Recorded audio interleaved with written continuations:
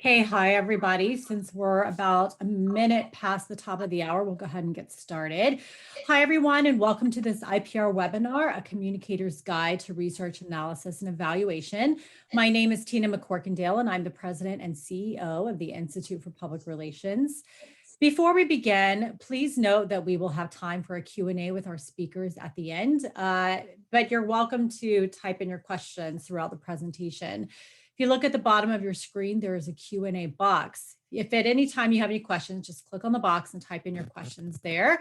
Please only ask your questions in the Q&A and use the chat function to share any sort of links that you may have or any sort of comments that you may have with one another. It just makes it easier for us to facilitate the questions.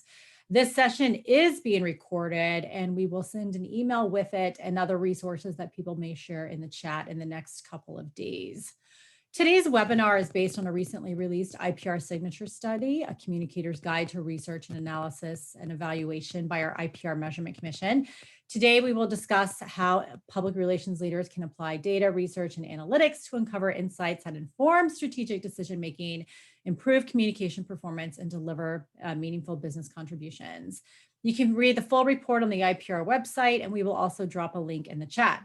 So let's get to today's conversation. Leading our conversation today are three amazing dynamic leaders in the research and communication space. I'd like to first welcome IPR trustee Mark Weiner, who is the Chief Insights Officer at Cognito. He will talk about the report that he primarily authored with other colleagues from our measurement space, and then he'll moderate a discussion with our two very esteemed panelists, who are our IPR Commission members. The first is Allison Hughley, who is the Vice President of Analytics and Market Research, Global Communications of Prudential Financial. She is amazing and fantastic in all the things. And then Dr. Sarab Kochar, who is the Director of Communication at Kaiser Permanente, who is also amazing and fantastic in all the things. So thank you so much to our speakers and to you all for being here today. And Mark, I'd like to turn it over to you. Thank you, Tina. Thanks also to the Institute for organizing this forum and for the signature study which preceded it. The Communicator's Guide to Research, Analysis, and Insight is the result of contributions from 12 measurement experts from around the world. They represent the science beneath the art, working within corporations, agencies, universities, and research providers. These organizations are large and small, for-profit, non-for-profit, and our audience today reflects a similar composition.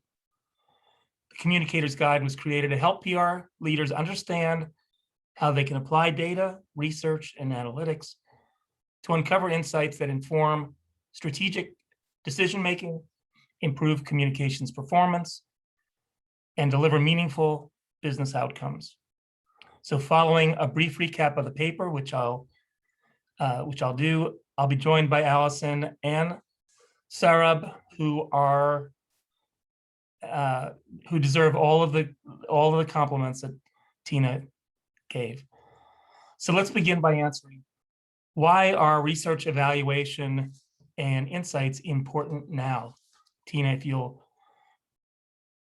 move the slide. So today, communications leaders face a number of challenges, and you see 5 of them here. You may have others that aren't listed, but data-informed public relations and corporate communications helps to solve these challenges by first managing this, what we call the say-do gap, which is another way of saying that you've delivered quality result on what you've promised to deliver. So the one best way to do that is to check a box and then to build on the checking of that box in a variety of ways, which we'll talk about today. Second is combating misinformation and disinformation, increasingly pervasive challenge in corporate communication and in society.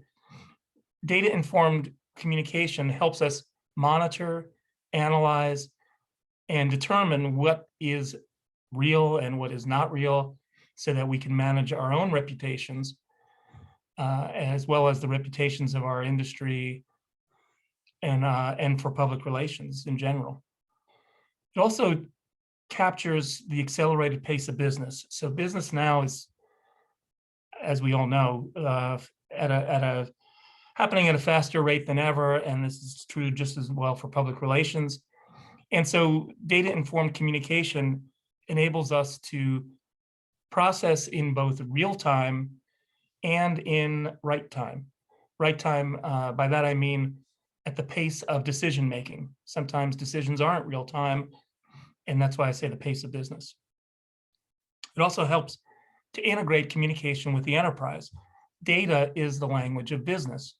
So when we as communicators fall into jargon like generating significant buzz or breaking through the media clutter, we're really not integrating communication. We're not enhancing understanding within the enterprise about what public relations does and the unique contribution we make.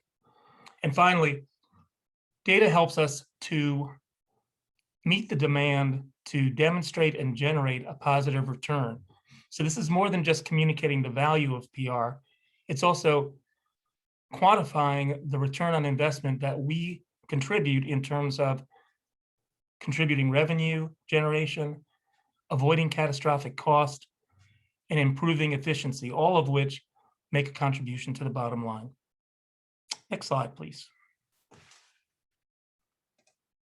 It's important, I think, at the beginning of this, and all of this is in the paper, that we recognize that there's a hierarchy of data-informed public relations.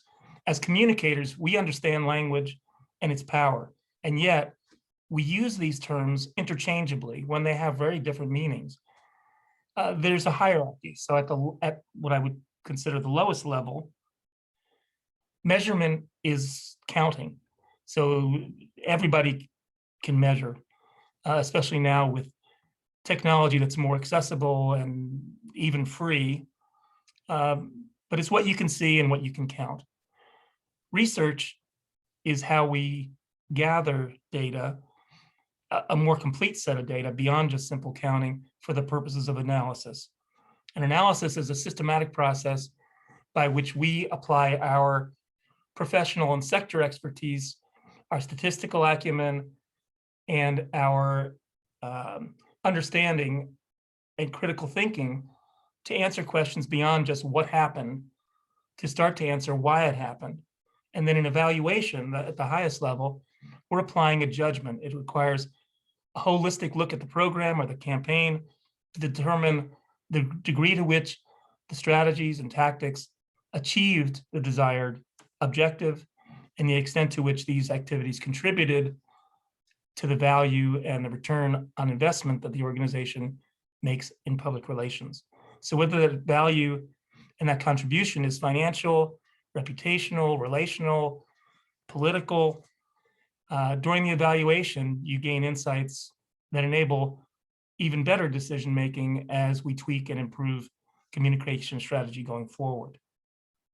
Next slide, please. The paper talks about public relations as a cyclical process, not a linear process, but cyclical in that one phase informs the other. And with every rotation of the cycle, public relations performance ought to improve. We ought to be able to refine based on what we learn at every stage. At the top, you see the first step is what we call landscape analysis, which applies primary and secondary research to scan and evaluate one's business environment, both internally and externally, to understand what key stakeholders think now about the organization or the issue, and to set the stage for the process going forward. We use the landscape analysis as the cycle continues to set objectives. And these objectives need to be meaningful, reasonable, and measurable as a way to help us at the end of the cycle when we evaluate our performance. The third stage is developing strategy, and that involves interpreting the research to identify key messages, target stakeholders, including employees, customers, the media, regulators, and more. And not just understanding those target stakeholders, but also the vehicles through which we can reach them, the media. Next in the sequence is tactics. Data informs tactical creation and activation. It provides some assurance, and by pre-testing these programs in advance of execution as a way to make the most of the investment the organization's making in those activities. And finally, as we go through the cycle, we evaluate for continuous improvement, determining what worked, what didn't work, what can we improve, what can we do even better, not just versus our objectives, but against competitors and the overall environment in which we operate. And then finally, there's ongoing consultation, which is the role that Allison and Sarah and I play with our clients, internal and external clients, to help others apply what we uncover to make the cycle even better with each pursuant rotation. So with that, I hope I've set a foundation for the conversation that follows. And Tina, I'm going to ask you to turn the slide one more time, and we'll get into our Q&A and panel discussion.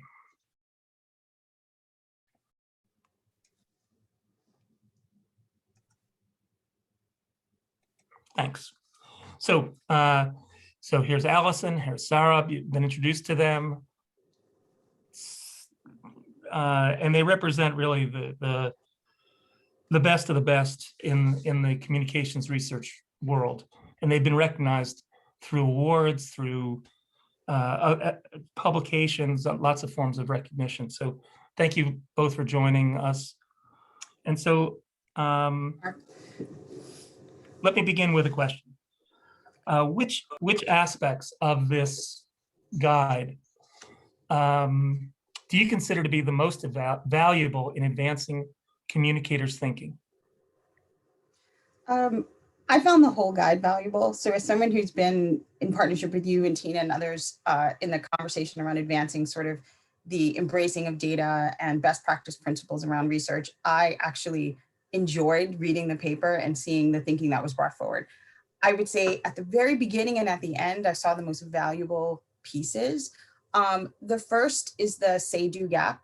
That resonated with me, I think, in the way that you described it as analytics, research, and evaluation holding the specific communications agency or group or program accountable for delivering on impact.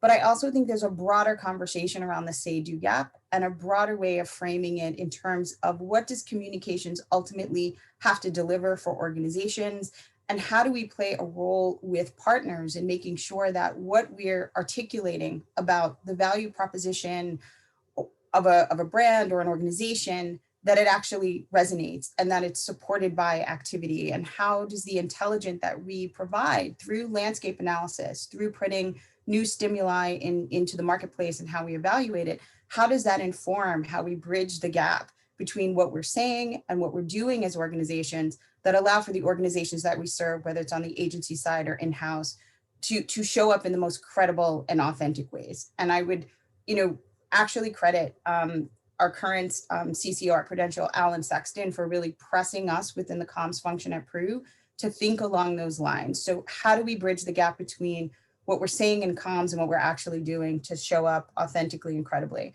And then I would say the Deutsche Post DHL case at the end, and actually all of the cases throughout. When I started reading it, I first started to think about where's the cases? How does it become tangible, and how do people understand how to process the great information, but to visualize it and how they can make it work for their organizations? So throughout the cases were great. The Deutsche Post DHL case, though, resonated with me for another reason, which is tied to the bridging of the say-do gap, which is comms doesn't function in isolation. And I think oftentimes when we have the discussions around measurement or analytics, we tend to view it in a bit of a silo.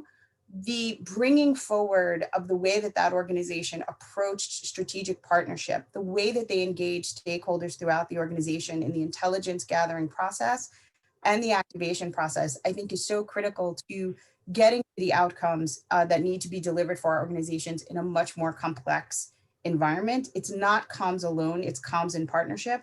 and the role that is played, data aside, but as connectors of a broader ecosystem that exists within organizations. And then the last point I would just say with respect to your comments, so often we focus on the business environment. And I would say if there's anything that we've learned over the course of the past year, that yes, we can start with the business environment, but we have to start with the societal issues landscape.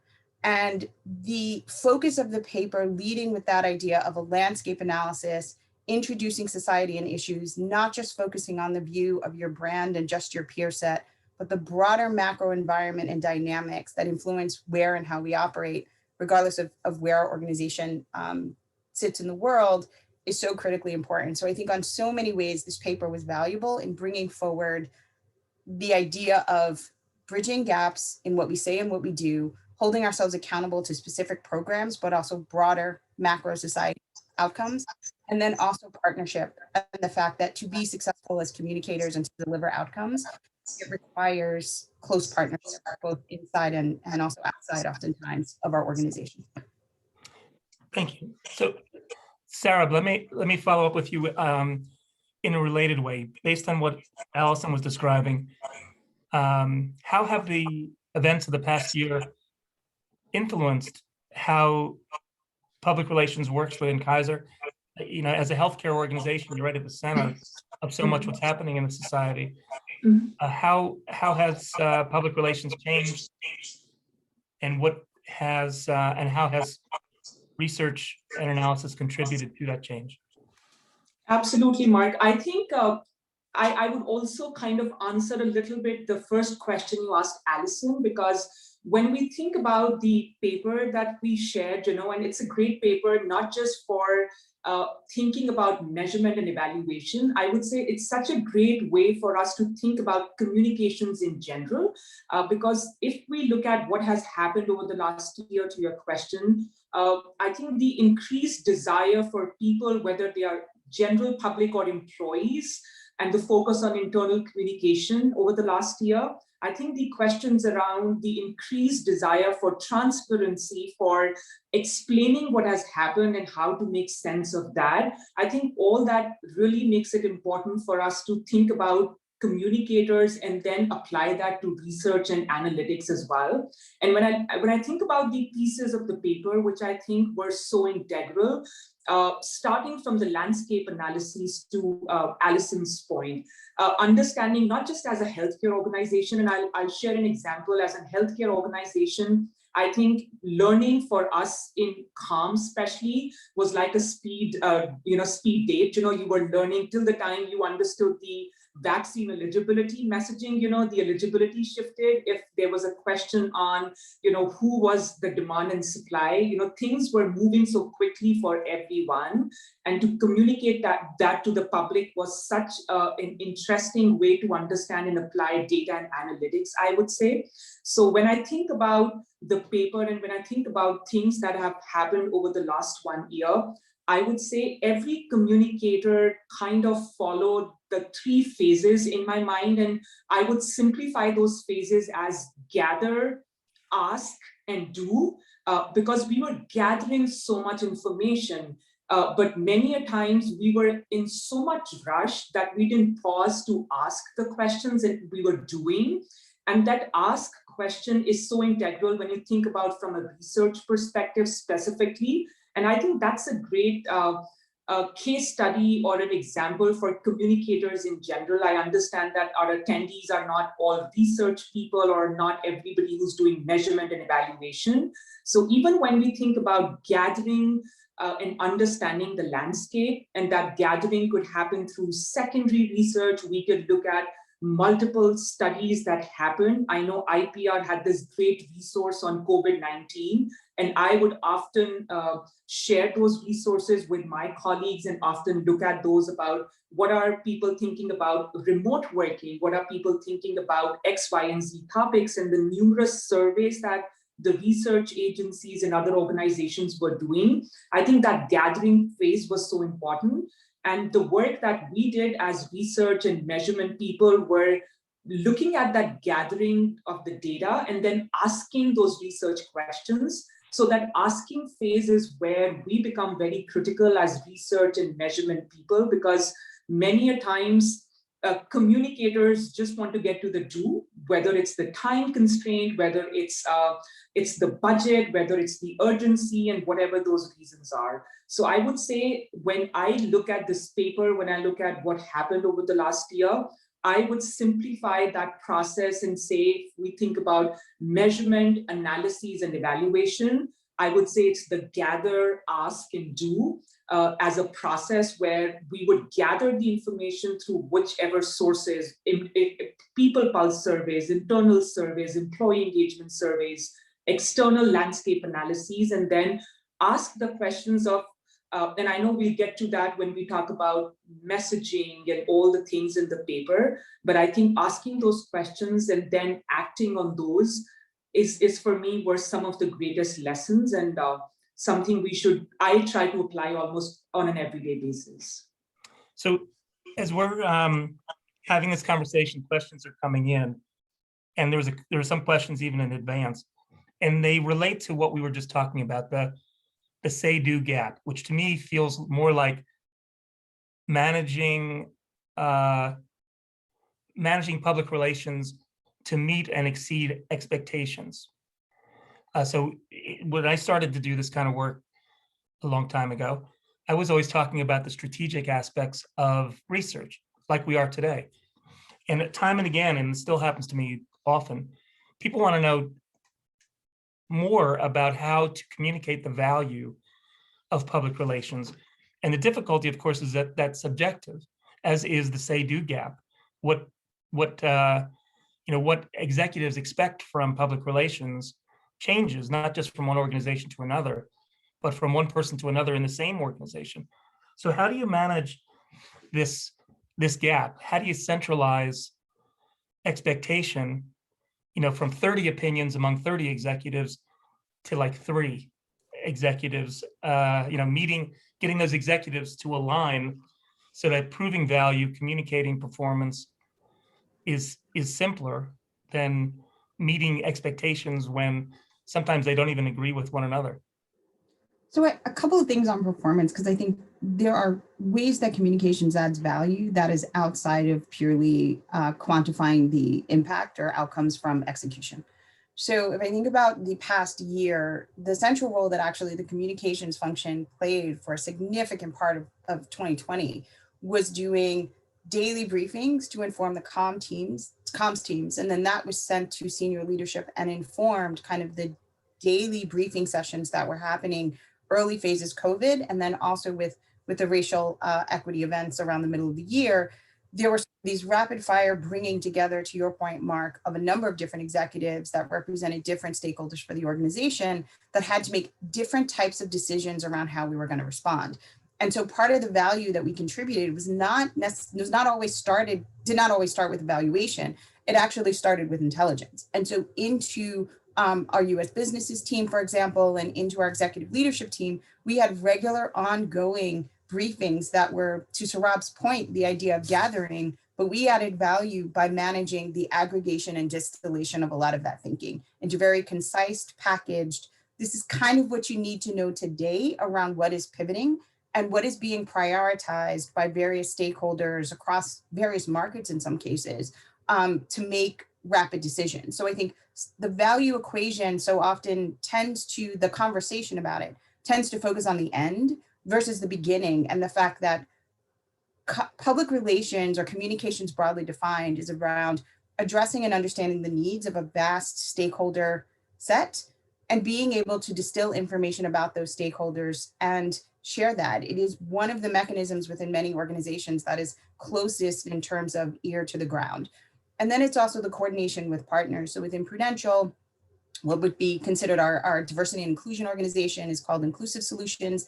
Having our lead strategists be frontline and having discussions with those teams and partners that are not analyzing the landscape through the lens of media, but are even closer to being on the ground, to hearing directly from community partners around what should be impacting our decisions. So we tend to improve that communications functions as sort of a central nervous system, if you will. And so we have to detect the signals, make sense of them, and then in many cases disseminate back into the organization. So that's one part of it.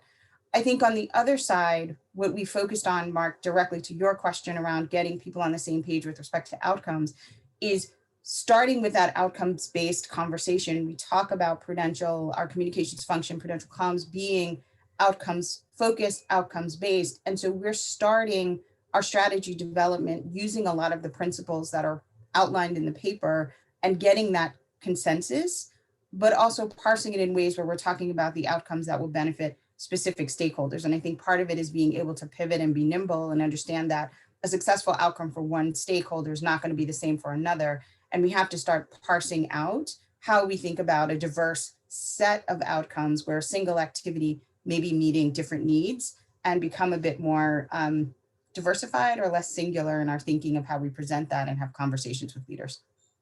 So, Sarab, I have a related follow-up, and it also comes from our audience. How do we educate our internal clients so that their expectations are reasonable and the measures they want from us are meaningful still and measurable? How do we, and what are the best methods right now for that you recommend for creating scorecards within the organization as a way to communicate this, the say-do activity as well as value and performance? I think, Mark, to that point of how we could create some scorecards and how could we really get on an agreement, I would say that from what I have seen throughout my experience in an agency world where I was working with multiple clients to an in-house now, I think every client or every team is so different on that sophistication ladder or level of understanding of measurement and data that we as communicators, and especially people who are really managing and setting expectations around research, have to have that conversation early on. I think the challenge has been that whenever we think about measurement, it has been so output-based that it's always seen as at the end of a campaign. So people come to you and they say, we ran this campaign, could you just give us numbers around impressions and the placements and the sentiment and the recall and whatever your media monitoring service gives, those metrics. And I think that's where I would say we have to, and it's not an easy process, I would agree. We are also working on that, but it's a process where, to Alison's point, you have to focus on outcome-based strategies and approach. And you really have to start working with different stakeholders to say, this is great, we could give you those numbers, and it depends on which media monitoring service or tool you are using internally. And I know that every tool or any tool that you use would at least give you an impression or a reach or some kind of a number there that you could show to the leadership team. But I think internally, you really have to start thinking about how could I look at my broader goals and then start building those on more of an outcome-based measures. And for that, I know you need commitment, time, and budget, which many a times you don't have, or because of whatever reasons you have a budget cut or the multiple things. But I would say you should start with two things. The first is a discussion around which metrics are outcome-based that you could track. And second, then look at which tools do you have currently, or you could probably work with partners if you don't have in-house expertise to get those outcome-based measures. And many a times what I have seen is that the marketing team would have those measures, or some other team would have those outcome-based measures, which probably we didn't spend enough time to look at and understand. And that's an easy way or a quick way, I would say, to start. Even for last year, for example, I'm pretty sure that when we think about reputation, how employees were engaged, how disconnected were in this connected world, if that's a term we could use, because with the work-life integration and all the tools that we used on Teams and other things, I would say even if we could start with engagement metrics as drivers or an outcome-based metric and look at what our HR is collecting or what other data we could get from other departments, I think could be a good starting point there. So I think there's a natural bridge, because we talk about setting smart objectives and we talk about our objectives being, measurable.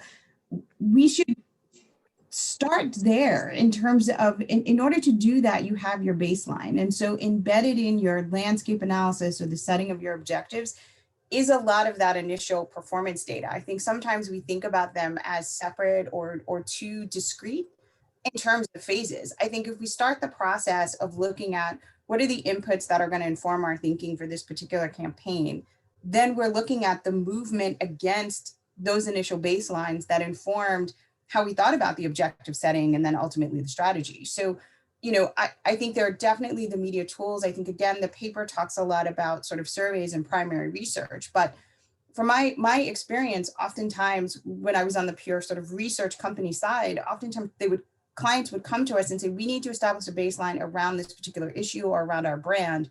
Once we had the baseline, it informed then the strategy, and then that circled back and became the measure of improvement. So I think to the question on education, you start the process of educating when you set the landscape with your stakeholders, and that's based on and associated with, not exclusively, but there's a signaling of the data that you're going to ultimately measure against, front and center in the landscape and the view that starts to establish and define the problem. So to have the solving of the problem be separate from the measures and metrics that help to define it, I think is something that we need to think more about. And it positions the entire cycle from beginning to end as being part of a process of education, part of a process of socializing and familiarizing organizations and stakeholders with core sets of metrics that define the problem and also contribute to defining the success. So I have like a 3-part question, so stick with me. And Mark, I just want to interrupt you, sorry for a minute. I was reading the chat here and I see a comment by Jim. And Jim says, why has this conversation aligned research to broad organizational goals, measure outcomes, and demonstrate a PR value, not changed for the past 20 years? And I would say the reason I think is exactly the stage gap in PR and comms as well. I would say many a times we as community, we don't have specific research people in every organization who would be really trained and would be really pushing these discussions constantly. And I think that's why webinars like these or discussions like these are intended to actually enable communicators to have these discussions and move this beyond just the discussion on we should align our organizational goals, we should measure outcomes, to really doing it. So I really thought this was a good comment and something that we should really understand. And I agree, it has been a long discussion where we think about doing it, but many a times communicators are so busy and stuck with the routine that they don't have the time to really go and have this conversation. And not everybody's always trained to have that conversation as well. Perfect. It sets up my 3 questions. Sorry, I just want to say there's value in the discussion and the core principles around what is best practice actually should not change. Those are foundational and core. So yes, we discuss outcomes, outtakes, et cetera, all the time, because that's the foundational framework. I think what changes is the method. So I will equate this with sort of healthy eating, diet, and exercise. Like, we are constantly talking about living a better lifestyle, but in the past few years, what have we introduced? Better technology to do it. Peloton didn't exist years ago. So I appreciate the question in a general sense, but I think the methods that we can apply, the tools and technologies, which are also referenced in the paper, that can be applied to sharpen the view, that is what's evolving. The best practice doesn't have to change. The idea that it's landscape analysis, objective setting, strategy, tactical activation, that is all core and foundation. Eat your vegetables, diet, and exercise, all the same. But at the end of the day, it's the approach and the tools and the method. So I have a Fitbit. Most people do. You can track and measure at a much finer level now than you could in the past. You can answer different, better questions now than you could in the past. I think that's the nuance that we bring forward. The framework doesn't change. It's the application and how we bring forward new data and new methodologies and approaches to sharpen the view. That's where the So, innovation. so it's the keto or the intermittent fasting that changes, Alison, to your point, yes? Well, so Jim's question, I know, Jim, that, and some of the conversation we're having too, these are like 1% conversations and topics. I was speaking at a conference years ago, and I was talking about all this stuff. I mean, so it sounds reasonable, everything we're talking about, inputs, outputs, outcomes. And most people know that it's not common practice, even though we're talking about it now as if it ought to be. And in speaking at this conference, somebody raised their hand. They said, I know what I should be doing, but I know I can't afford it and I don't have the resources. So I choose to do nothing. And then in that moment, I realized I was perpetuating a problem by talking about, the next great thing and the high standard. There was a study done by the IPR and Page years ago. And what it concluded was that every CCO wants to measure, every CEO wants measurement, but the CEOs don't know enough about PR to provide any guidance. And the CCOs don't know enough about research to lead them. So there's this kind of stasis. Now, this may be changing as, you two are examples of the investments that corporations are making now in, dedicated full-time research people. But I think there's also something to just beginning simply and getting started. For probably 90% of all PR people, these simple approaches at least enable measurement thinking to take root and to evolve over time. So I wonder, what's your advice as a way to just get started?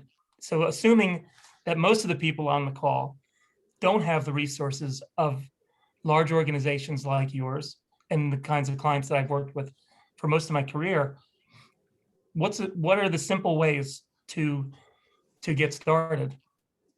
There's a lot of publicly available information, either directly available in terms of, I am surprised oftentimes at the degree to which survey companies, whether it's Gallup or Harris or Morning Consult or Civic Science, freely disseminate their information. Now, of course, they want you to buy more, and that's in the spirit of their business model, but they give a lot of information away. And so if you are truly dedicated to sort of the landscape analysis and building in a data-driven approach to that, there's a lot available. Quite frankly, we leveraged a lot of that in the COVID period. We did not invest a lot in sort of daily surveying. We mined Harris, which had a tracker on a weekly basis with a lot of robust information freely available on their website. So I would say that's step one. Step two, it is not easy. And I only say this because I've done it. There's an education factor that comes into it. If you can't afford to do it, so I equate again to life, cooking. If you don't have the time to cook every night, then you will go out and you will eat out and you will incur that cost because you can afford to do so. When you can't, you will cook.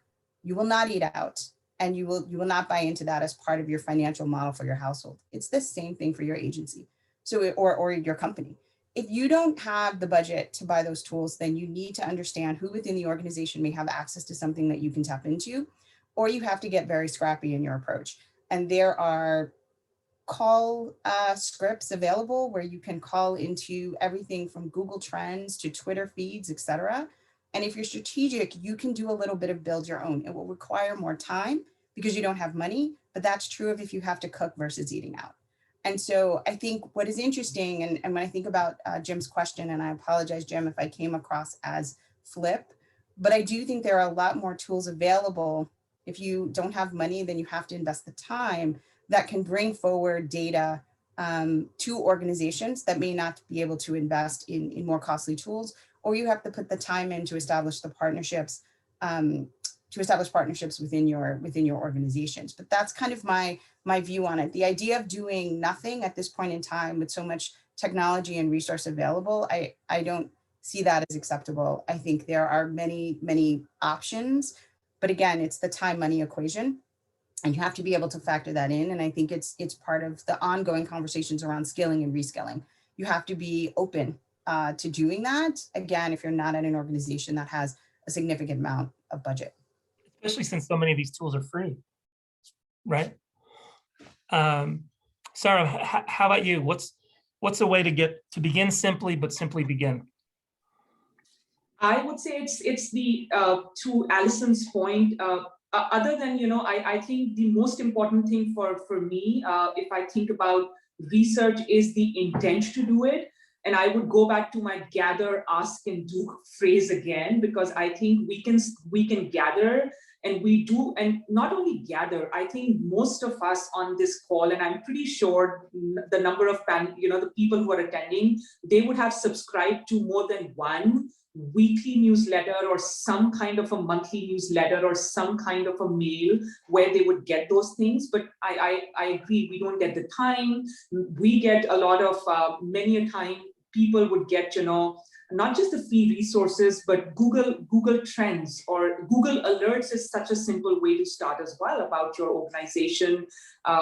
We have Google Alerts for healthcare in general and all kinds of things, our competitors, for us as a brand. So I would say gathering is a very important phase, and we can get that. IPR has such great resources. And I mentioned the COVID-19 resource. I remember every agency that I know had a separate section where COVID-19 resources were available for communicators. But I think it's the asking phase, which still we don't do a good job of. And that's why when the time comes, we end up reporting on impressions. And I see that all the time with teams here. When I partner with teams across, they're trying to put a report together in 2 days. So all they want is just quick numbers so that it looks nice. So you have all these big impressions and, the snippets of the coverage and the top stories and how many clicks and views, and that's fine. I think it definitely is also important to think and ask the question, what do we really want to measure? What do we really want to know? And many a times, even if we ask the basic question, I think every PR communicator would remember those basics of research and answering those questions, and we can get to that. So I would say to get to start, we need to ask along with gather. So what you're describing, a friend of mine calls that deli counter public relations. So deli counter means somebody shows up at the counter and says, I'll have a pound of impressions and a quart of AVE or whatever the measure is, because they're in a rush and they don't know any better. And so we as researchers are put in a position of just, answering the question rather than elevating the conversation. So a question that came in, a few questions now, coming from, relate to the educational community and what universities and university programs could be doing to prepare the next generation of communicators to answer the kinds of questions that we're asking now. I'll just say, in my opinion, the people who are coming out of university now are so much more prepared than in the past. And the expectations, when I started my career, and maybe this is true to some extent for Allison and Sarah, and some people on the line, most of the CEOs were journalists, former journalists. They didn't have MBAs or this kind of scientific approach to communication, but now they do. And it's one of the challenges for CCO is to be able to speak the same language as the CEO and the MBAs in the corner office. So is there something more that universities could be doing to prepare the next generation of communicators to engage in conversations like this? Sarah, you go first, if you don't mind this time, because you have— Sure, no, absolutely. I was going to Mhm. ask you this question as well, Mark, that what do you think, based on you have mentored so many people, and you at Prime, there was also this internship that you were working on with grad students. So, and I can absolutely go, but I would love to get your perspective as well, because I know you work closely with universities and students and professionals. But I think when I think about how universities could prepare better, the students. I think the students are better prepared because the kind of media now that we are used to, the kind of world we live in, the kind of issues that we are addressing on a regular basis, whether we are students or not. But I think to your point of how we could really prepare ourselves better is just by making sure that when we have research, and I don't know how difficult it would be to really make research so important, and maybe some extra credits if that's feasible. But I always encouraged at least the students who came to me to take some classes in business along with PR and comms as a very good way to understand the business challenges and problems. And I did that when I was doing my PhD, to take a lot of classes in business strategy and courses to understand the perspective, because we as communicators are supporting that on a regular basis. And the more we understand those challenges and aspects and the strategic aspects of business, I think the better informed we would be to not just guide, but lead the C-suite and our partners in the organization as well. And Allison, you just got your advanced degree in the last couple of years, a second advanced degree, right? That is specific to this. So Yes. do you think any of that could have been taught at an undergraduate level or in a comms, even a graduate level comms program? I think the question is, for me, why we're holding solely education institutions accountable for preparing, right? So part of it rests with employers and how we're trained and what's expected of a comms professional to know. Like, I still have meetings with executives within Peru, and they're like, why am I meeting with a comms person about a discussion around something that's quantitative? And I'm like, oh, well, let me help educate on how, yes, there's math in comms as well. And I think that's part of just changing the dynamics and the perception. So how do organizations think about the professional development for communications professionals? I think is an interesting question. I also think there's the need for communications professionals to be self-directed in terms of knowing what you need to know to be a stronger contributor to the professional community of comms. The other piece I would also challenge us on the education front is when you look at the shelf life of a degree in the current environment, given technology and everything else, it's probably 3 to 5 years if you're lucky before the technology and the platforms and the approach have changed and it's dated. So the fact that we're relying on undergrad or even graduate programs to educate the future forward, I just think it's an interesting question. I think as professionals, it is incumbent upon us to understand what we need to know to advance the profession as a whole and to advance ourselves and be viable and strongest possible contributors. And there is no shortage of, at various price points, opportunities to get baseline skills, whether it's fundamentals in Excel, writing Python query and scripts to sort of ingest to Sarab's point, gathering, and to pull in the information that you might need, or to be a more sophisticated user of something like Google. So I understand the question, and we can critique education, but we have to look at education as the first step in preparing us and not the last. I happen to train in martial arts, and I think we don't think about, I think sports are incredibly valuable. The whole point of getting your black belt, and that's the equivalent of your degree, is to prepare you to self-educate and self-train, to give you the foundation you need to direct on what you need to sharpen and improve to be successful. So I appreciate the question. It's a good one. Institutions can do more to create a stronger foundation, but that foundation has a very short shelf life. And as professionals, we need to own our own development in this area in particular, because every organization is a data organization. And if you are not thinking along these lines, you will find yourself at a professional disadvantage. So it's just core to how we have to think about just baseline professional development and skilling. Well, between cooking and martial arts, I want to know more about how you spend your free time, because you're living a much fuller life than I am. I don't cook. Anyway. I don't cook. Oh, okay. That was just for example. That was just for the example. No, I get it. Well, to your point, there's like a 1% of graduates, even from graduate programs, that have a dual interest in data analytics and communication. It's really rare, and you two are 1%ers. And what they tell me is that when they interview at an agency, for example, what they're asked to do is, pitching skills and release writing skills. So they, even when they study these things, doesn't mean that they're particularly in demand, at least in the very general, most general way. So I'm going to move on, if that's okay. Is that all right? Because we only have, I think, like 5 minutes left for the conversation, maybe 3 minutes. Quick answers on message engineering. This was a big part of the applied science of research and communication.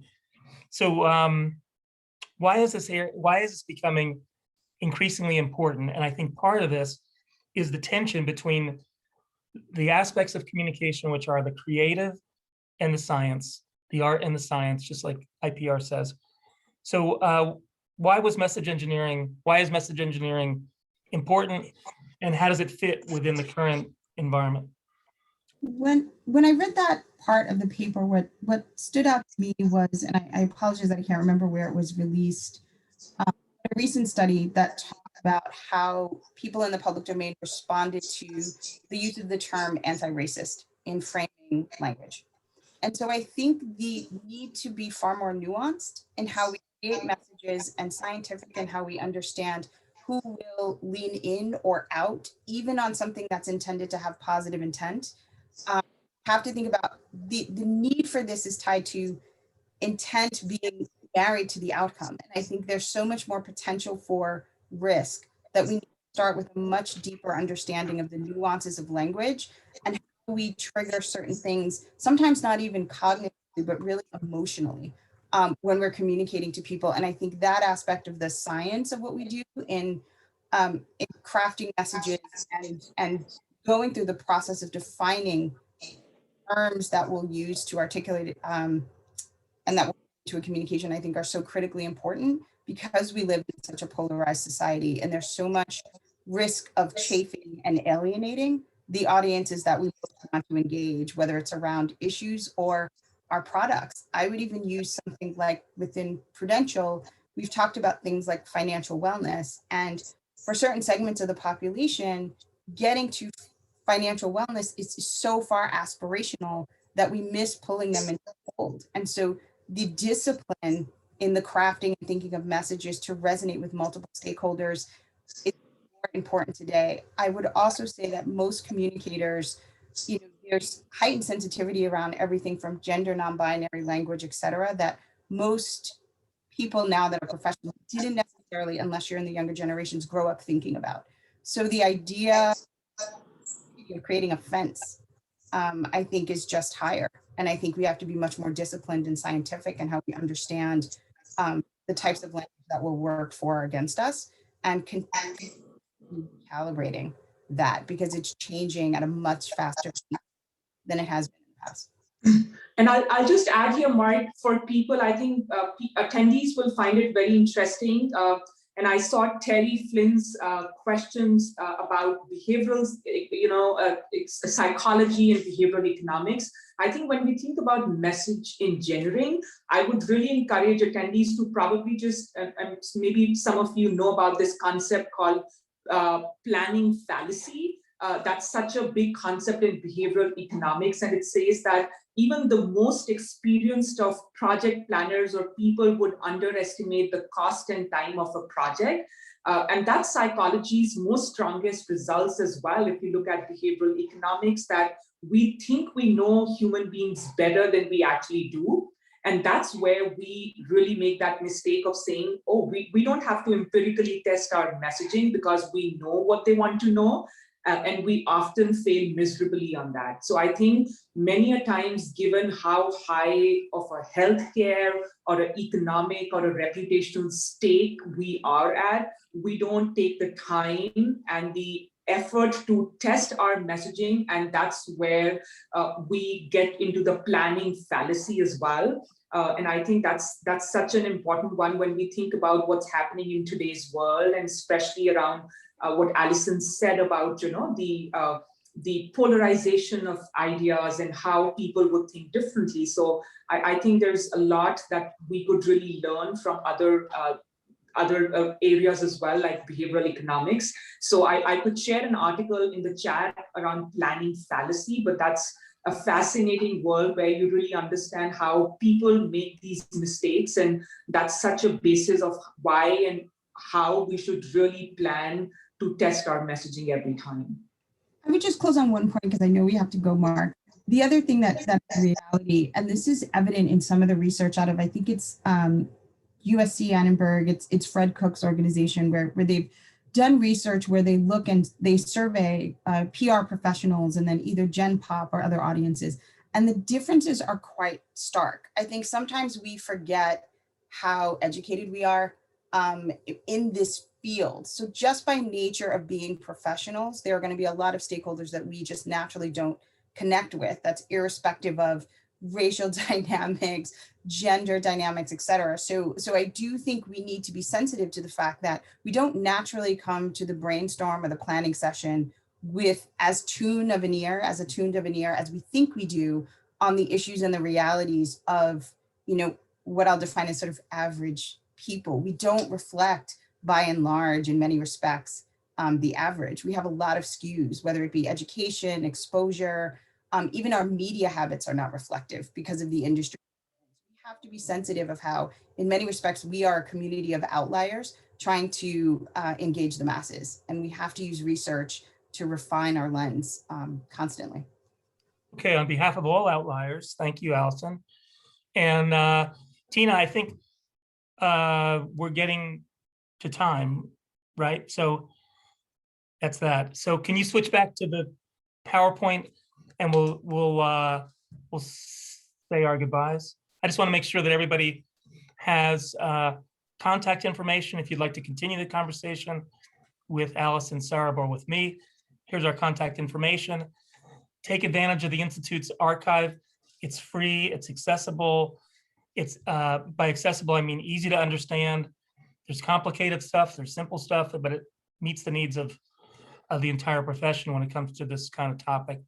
And then also subscribe to the IPR's weekly newsletter. You'll see you can subscribe there. You can write really fast, you can get that down. And with that, I turn it over to you, Tina. Thank you for bringing us all together today. Thank you, Mark, and thanks to our wonderful panelists, Dr. Sarah Kochar and Allison Hughley of Prudential. We really appreciate it. So this concludes our webinar. This was recorded. We will put it online in the next couple of days. We will also send out any resources that we shared on the chat. So thank you all for attending and have a great rest of your week.